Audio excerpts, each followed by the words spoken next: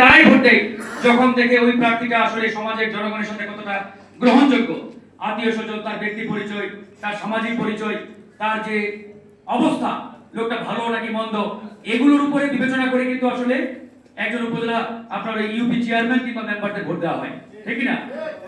কিন্তু যখন আমরা এই ইউনিয়ন পরিষদ নির্বাচনে মার্কা নিয়ে আসবো, দলীয় মার্কা, ধানের শীষ, নৌকা, দাঁড়িপাল্লা, ট্রাক, বর্ণ মার্কা, তখন ওই বিবেচনাটা কোথায় চলে যাবে? ব্যক্তি আপনি চোর, বাটপার, ডাকাত, সন্ত্রাস দেখার বিষয় না, আপনার মার্কাটা কি, ওটার উপরে সেই মারো। তাহলে এখানে ভালো মানুষ বের হওয়ার সুযোগটা থাকছে?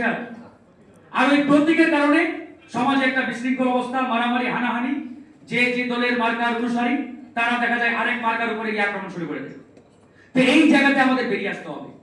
ইউনিয়ন পরিষদের নির্বাচন এক কথায় স্থানীয় সরকার যে নির্বাচনগুলো রয়েছে তার মধ্যে ইউনিয়ন পরিষদের নির্বাচনে কোনোভাবেই দলীয় প্রতীকে যাতে আগামীতে নির্বাচন না হয়, এটা আমাদের সোচ্চার থাকতে হবে এবং আমাদের প্রত্যেককে একমত থাকতে হবে।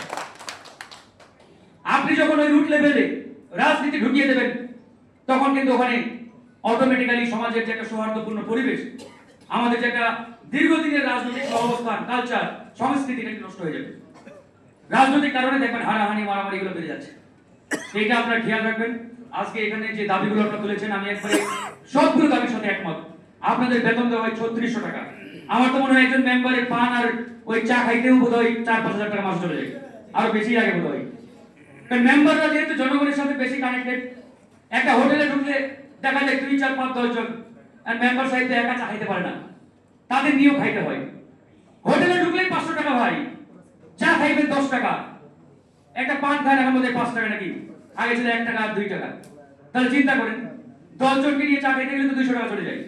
তাহলে আপনি এই মেম্বারদের যে সম্মানী বলেন, ভাতা বলেন, যেটাই বলেন, এই 3600 টাকা দিয়ে কি হয়? মানে সরকারের এই জিনিসটা ন্যূনতম বোঝা উচিত যে একজন মেম্বার সাহেব তিনি দায়িত্ব গ্রহণের পরে তার অন্য কোনো কাজ করা আর সম্ভব হয় না, কারণ সকাল থেকে রাত পর্যন্ত তিনি জনগণের পিছনে দৌড়াইতে দৌড়াইতে তার সময় চলে যায়, ঠিক না ভাই? না পারেন ব্যবসা করতে, না পারেন অন্য কোনো চাকরি করতে, সুযোগ নাই। তাহলে এই 3600 টাকা দিয়ে কি হবে? 5 দিন টাকাই তো হয় না। বাধ্য হয়ে জনগণের ওই অনেক সময় দেখা যায় বিভিন্ন সময় নিউজ আসে 4 টাকা বিক্রি করে, ওটা বিক্রি করে। এটা সরকার করতে বাধ্য করে আপনাদের। সরকারকে সিদ্ধান্ত নিতে হবে যে ইউনিয়ন পরিষদের মেম্বার, চেয়ারম্যানরা যাতে সঠিকভাবে জনগণের দরজায় সেবাটি পৌঁছাতে পারে, এই জন্য যা যা করণীয় তাই করতে হবে।